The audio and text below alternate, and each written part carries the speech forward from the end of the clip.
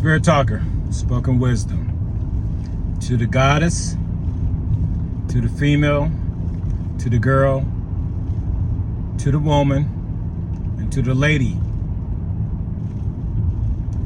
You are the chosen one. God chose you.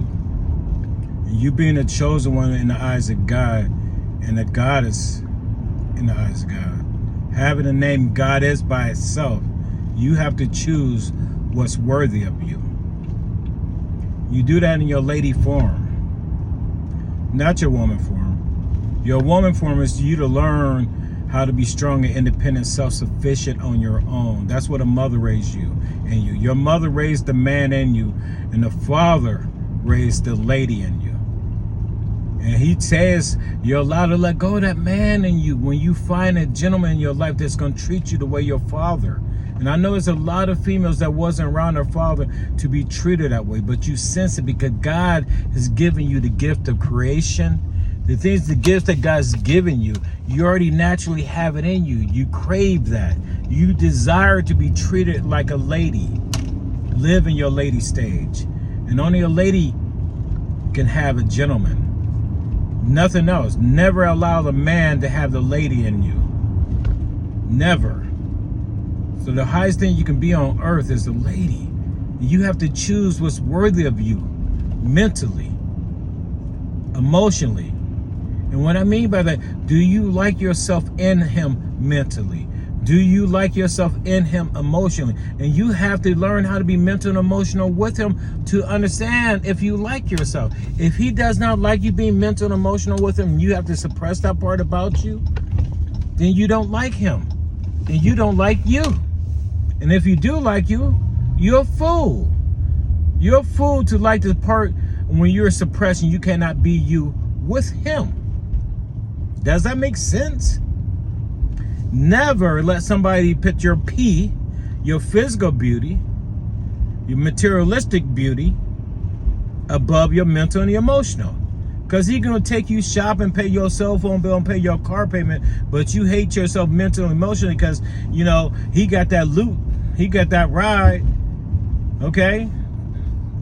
He got that. He can be built like a whatever. Okay? I'm just saying, you let that physical beauty be put above your mental and emotional, that is abuse of God's daughter.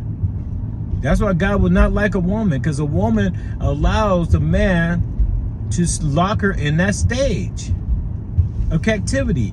If you're stuck in your woman stage, you're enslaved to man. You're enslaved to man ways, behavior. A marriage is nothing but a slave contract.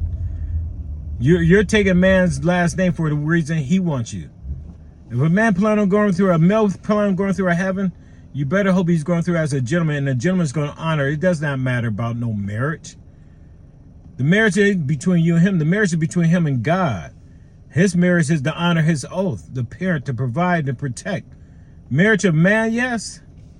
Marriage of man, if you married a gentleman as your man, it's a good marriage. If you married a man, you married a devil, and you trapped in a house. I'm sorry to tell you, a man and woman creates a house.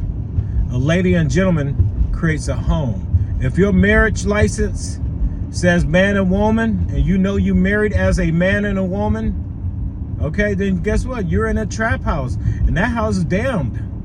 It's damned. Nobody likes to go to the house, but everybody loves to go home. Only a lady and a gentleman. See, the G of a gentleman goes inside the home. Only a lady can goes inside her home. Not no man, not no woman. Okay, only G of a gentleness, that is the mental emotionalness. He know he don't need to be physical in the home. That's why he barely gets shit done anyway. You know what I'm saying? But anyway, only a gentleman can go inside a home. Only a lady goes inside a home. You got to understand. And the 5 rooms inside a house that determines what makes that house into a home is dominated by a female. That lady. Kitchen, dining room, living room, bathroom, bedroom. She runs 4 3/4 of every one of them rooms in that house. And when she runs it, she has the most product in it, responsibility in it. And if that's the case, she runs it. And so, 4 3/4. The last quarter is the king size bed. King size bed. Now we allow to lay her down like that Polo princess, that queen. Have her makeup done, her hair done, let her lay on that bed and be beautiful for us. She even allows us to tie her up and be that freak with her. Okay? The lady in the street and the freak in the sheets.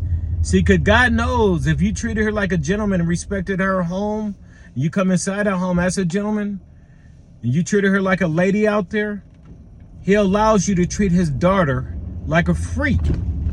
His child will be born of a gentleman's nut, not a man's nut. A man's nut is an empty nut. It has no mental and no emotional in it. He suppresses that. It's a physical nut, but it's an empty nut. But a gentleman nut is a mental, emotional, and a physical nut. He will sit behind you and whisper in your ear when you're pregnant with his child and God's child. He will ask you to ask God to have that child have some type of trace of him. He will go through you to get to God. You are a goddess. You have that ability. A man don't spend no time doing that. A man is disconnected. He assumed his last name, his lineage, that's what it's about. So much more than that. He has to connect with the spirit that's within inside you. God at that moment in time that's inside you. You understand it? 2 daddies, 1 mother. You give birth to both man's child and God's child. And before you give birth to man's child, you give birth to God's child. And that's the DOC. The date of conception is the day that God took your womanhood and turned it into motherhood. And it's also the date of creation. The day that God's child was born. That God is an angel. 40 weeks from then, it will be the birth of man's child. And that's what the day that he's get turned to a father on earth. Because that child is born on earth. But that child was already born beforehand. Even if that child doesn't come to earth. God's child don't die. That's the forever life. The date of conception. The date of creation is the birth of God's child. That's the forever life. Understand that. You got to respect both lives. That's why a mother willing to accept the child of God's over man's. Because if she understood that she is the mother of that child on earth, she's going to still be the mother of that child when she goes to heaven. Spirit Talker. Have a blessed day.